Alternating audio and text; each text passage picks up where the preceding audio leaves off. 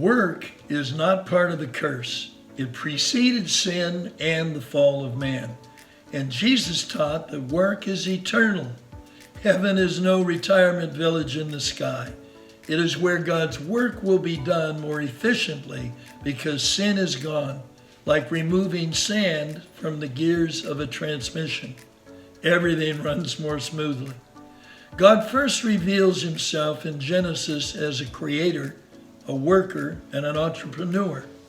The Greek word used in John 5, ergozomai, means to toil, to be engaged with, to minister about. The earth will pass away and be transformed, but the created cosmos, which encompasses it, will eternally be tended by Almighty and his family. The working nature of God goes into the next stage. In Revelation, we see the church coming down to her earthly abode out of the heavens with Christ in her center, ruling over and from the earth. The promise of a work-free heaven is heresy and reveals a lack of biblical scholarship and knowledge of God. Work is the incarnation of my intangible soul into God's universe. It allows the inside of me to be revealed to the outside world.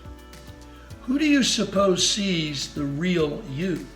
Most clearly, your pastor, who sees you a few hours a week on your best behavior, or your boss, who sees you 8 hours a day when you're not feeling good, bad, or ugly. Suffice to say, work reveals our soul. Our labor reflects our motives, attitudes, and goals. In fact, economics is much more about people's souls than the analysis of currency or stock market trends, which measure only results more than causes. Ideas indeed have consequences, and spiritual values show up quickly in our labor. Of all the world's major religions, only Christianity has a theology of labor. Why?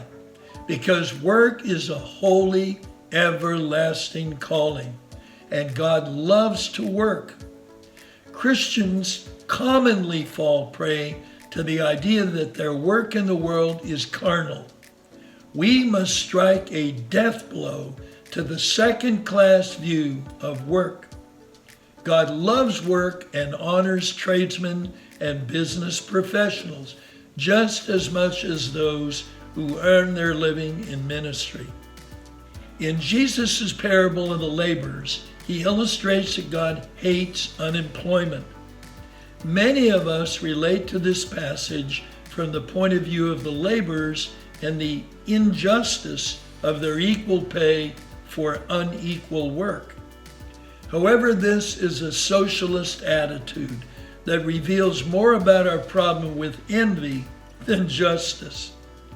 The heart of the parable is the landowner's deep agitation over those standing idle in the marketplace. Concern over profit or the fruit of his personal vineyard is never mentioned. Rather, his supreme concern is unhired lives, men and women rotting in life. God hates to see people without a job. Our modern solution is to hand out welfare, but paying someone not to work robs their dignity and damages their souls. God, the work lover, sees the tragedy of unused gifts and a system that creates dependency and helplessness is not of aid. Our culture has lost its work ethic, the root of economic productivity of the industrialized world. Many view work as a curse, with getting to the weekend and obtaining material things. That is the goal of their labor. Relative to the biblical work ethic, the real key of economic turnaround and fundamental change will not happen until the church repents and begins to view work as a blessed calling.